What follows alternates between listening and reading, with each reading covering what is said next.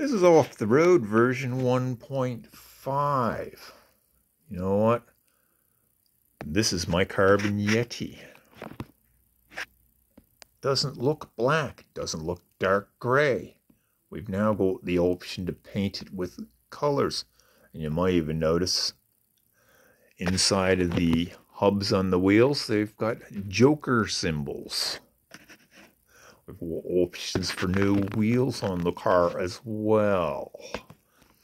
Now, I am showing you this screen for a reason, because says my car is at level 5 there if you look just below the car. And at the other end of that bar, there's an M, which stands for Master. I've already ranked this car up to 5. And to get to Master, I have to drive 290 kilometers, which is quite a considerable distance. There's a little bit of gold you can see in a line from the 5 to the M. So I have traveled a little bit of distance to get to the Master. Why do I want to master this car? Well, one reason I want to master this car, not only to unlock all the parts and options that are available, by mastering that car, I get to one of the legacy cars, our Golden Yeti here, which I'll get free once I master it. So let's go back to my Golden Yeti, or my Carbon Yeti. I have not got the Golden Yeti, and I'm going to try to show you a fast way to try to get the Golden Yeti. The task of actually having to do a great deal of traveling with your car comes up quite often, or your vehicle. So you might find this useful. I found the fastest racetrack available in the game.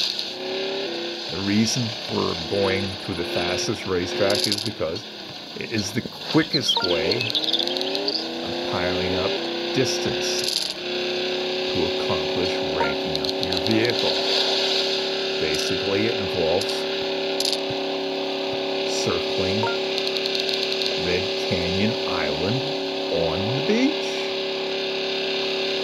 I can do this with practically not letting up on the throttle. So I'm going to be traveling at the maximum distance of this car. And the reason I picked Red Canyon is because it does not have a lot of coves in it like the other land masses. So there's no reason to have to do much steering or worry about going up and down bumps, or lots of bumps or crests, or flying off into the ocean off of a crest. The beach does narrow up in a few places, and there's a few tricky spots. You don't want to run into bridge pillars. You don't have to worry about people being out at the beach either, fortunately. There will be no penalty if you were to hit anybody, because there is nobody there out on the beach. And you can see there's not a lot of challenges to actually piling up the distance on this fast racetrack. You can actually try to get some of the coins while you're at it as well, or you could go inland a little further and get even more coins. There are a few places it does get tricky. You notice up ahead there's a bit of a ridge. You do not want to go right out to the ocean there, because there isn't really a beach to run on. You get into very deep water and you'll drown your vehicle. So we've already completed a lap of the island. I'll finish the second lap of the island. There's another spot you can't really run right along the beach there as well. It's too steep, your vehicle will fall into the ocean, and it's too narrow. So as I say, it's not overly challenging. It might be a bit boring. You probably won't want to watch this video over and over and over again, because you might actually want to take this hint and use it a little bit, and you'll get very familiar with it, because it takes an awful lot of circling the island to cover the distances required to master or complete the rank for your vehicle when that task comes up. Unfortunately, you cannot pile the distance on from having done the other task to rank up your vehicle. Each task comes up sequentially. It cannot all be done together with a single vehicle, and it only applies to the one vehicle.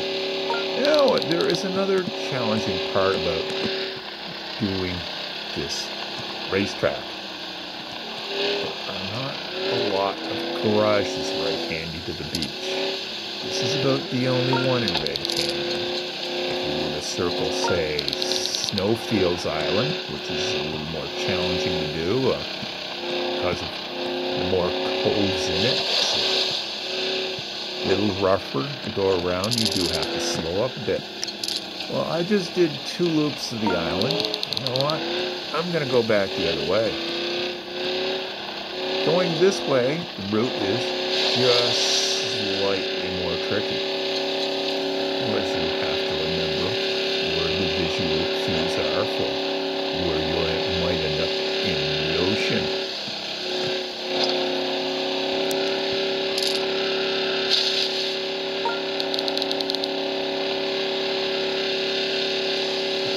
It's obvious they don't come up on you all of a sudden. They sort of sneak up on you, and this is not one of them. It does get narrow here, but there is enough room to get through.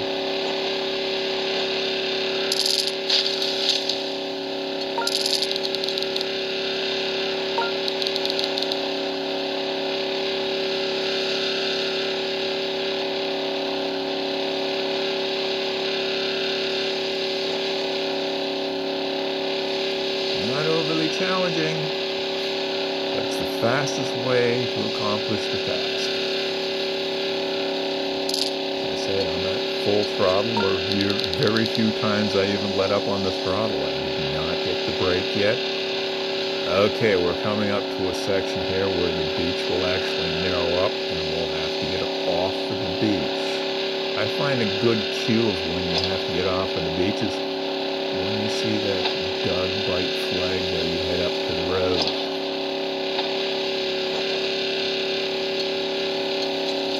Come around this corner here, so you want to be well out on the beach a bit, because there's a lifeguard building there.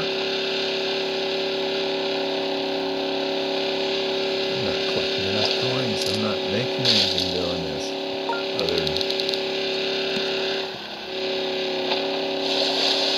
getting some distance to accomplish the task required to rank up and master my carbon Yeti. Okay. I've already completed 3 laps of the island, and our garage should be just about here.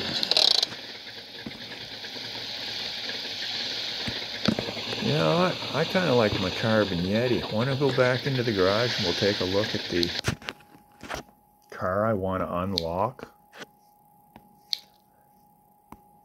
It's in the other section here. Comes with odd wheels, hexagonal hubs. Oh, and they've got like, whoa. They stick out. They use as gauntlets or something. Now, I can't show you what I want to show you because I haven't got that car, but I've got another legendary car that I've already unlocked. I'd like to show you something with it. I used the rally car here, the Lionheart, to unlock the Lion Paw. Neat looking car, huh? I hope you like it because, like all the legendary cars,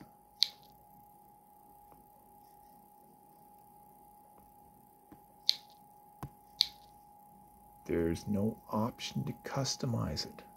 What you see is what you get. You cannot change anything on it. Not the wheels, not the color, and not any of the parts. That's the same for all 4 legendary cars.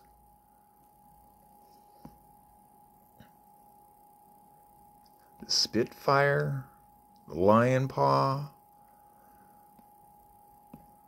the Karma, or Harma, I'm not sure which it is, and the Golden Yeti.